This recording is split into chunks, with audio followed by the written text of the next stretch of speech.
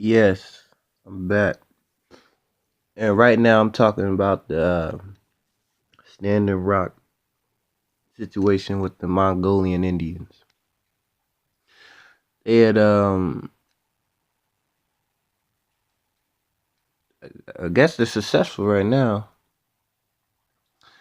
I think the government agreed to fix the water pipe and they can keep their land. Articles in the description. Let me just read a little. It says, as indigenous people faced off against armed police and tanks near the Standing Rock Sioux Reservation in Dakota, there wasn't just a battle over a pipeline. It was a battle over a story that could define the future of America. The Obama administration's decision yesterday to refuse the Dakota Access Pipeline permission to complete its construction has now shaken up the story. Its old version was that indigenous peoples have always been in the way of progress. Their interests, a nuance of or threat their treaty a discardable artifact. In that story, that American, hold on,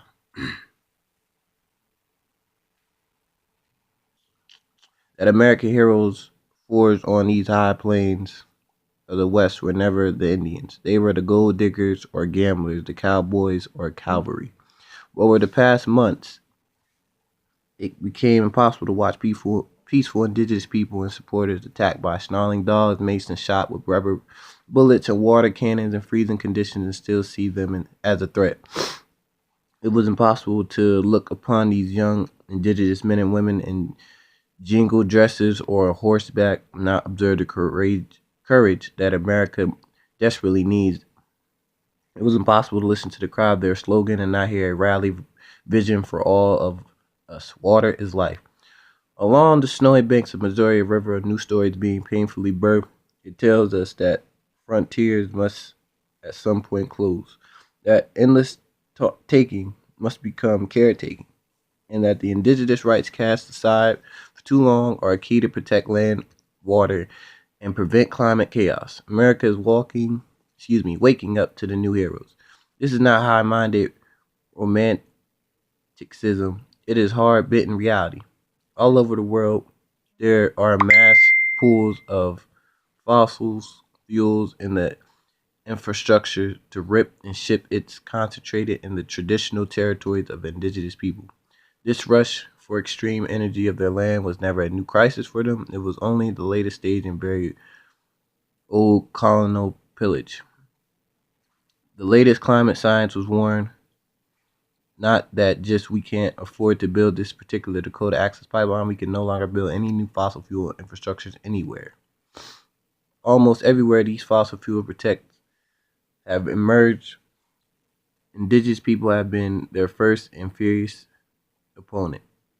The Cheney stopping coal in Montana, the Lumini defeating an export terminal in Washington, throughout my country of Canada, indigenous peoples standing in the way of mines and tar sands pipelines forgot all those supposedly progressive heads of state who have to the Paris Climate Accord but effectively undermined it with their actions. Real climate leaders, those keeping carbon in the ground and doing directly on the land.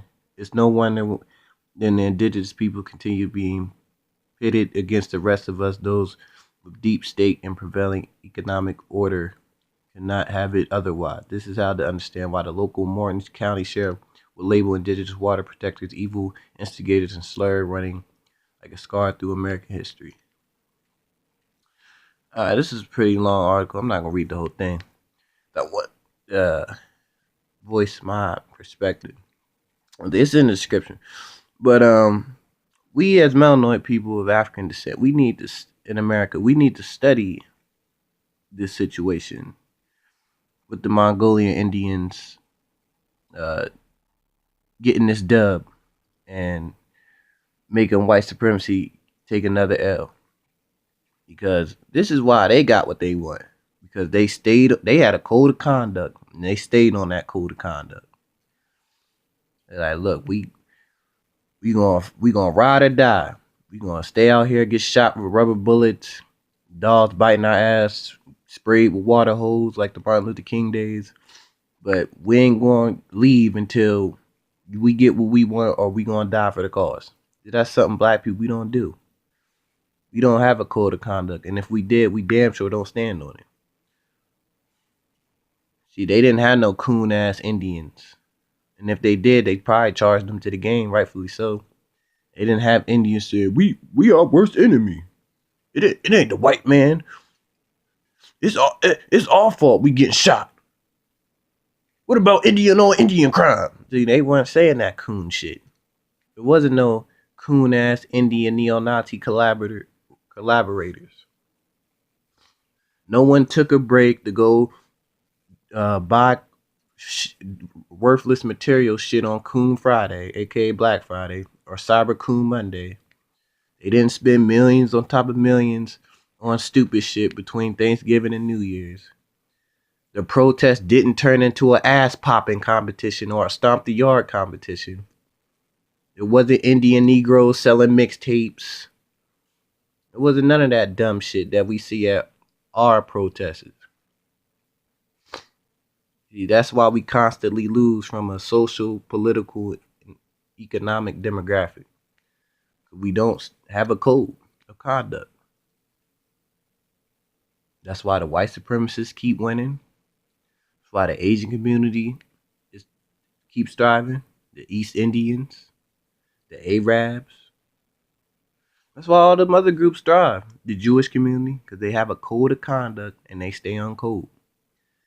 Everything they do in life, they think to themselves, is this gonna be beneficial for my group of people, for my race? See, melanoid people of African descent in America, we don't think like that. Everything's all about me, me, me. What can I do? See, whether y'all want to admit it or not, the average Negro wakes up thinking, how can I outdo my fellow Negro and get in the good graces of massa? How can I please white folks? That's how the average day nigga thinks, unfortunately. It's a harsh reality, but that's just what it is. But we need to study this situation. We need to reevaluate ourselves and the type of things we do to try to liberate our people. But I'm happy for the Mongolian Indians. Anytime you can get a dub and hand white supremacy a L, then I'm always gonna salute you for that. But then again, black people, this is another thing we need to stop doing. We need to stop jumping into everybody else's fight, especially for those who don't jump into our affairs. See, I see a lot of black people were supporting it, and not really. I don't want to say it's bad to support the Mongolian Indians, but we need to stop joining their fight, because the Mongolian Indians, they don't join our fight against these race soldiers. They don't be at our protests. They don't speak up for us, so we don't need to be speaking up for them. See, that's our problem too. We always want to join everybody else's fight, but no one speaks up or joins our fight other than saying Black Lives Matter and tweeting out Black Lives Matter. That's the farthest the Mongolian Indians will go, these white folks will go, and the other group. They're not really going to join our fight. We need to stop doing that, because that's another reason why we take L's. We want to march with gays and slut walks and fucking feminist, racist ass white feminist groups. But where are them groups when Tamir Rice got shot? Mike Brown, Eric Garner, Philando Castile, Arthur Sterling, Terrence Crutcher. Where all them groups then? See? You can hear an ant pissing on cotton when something bad happens to us, and you want them other groups to join our fight. They don't join our fight. pretty much all I got for now. And the video got a little longer than I anticipated it to get. Well, let me know what y'all think. Articles in the description. Get in the comments, like, subscribe to the video.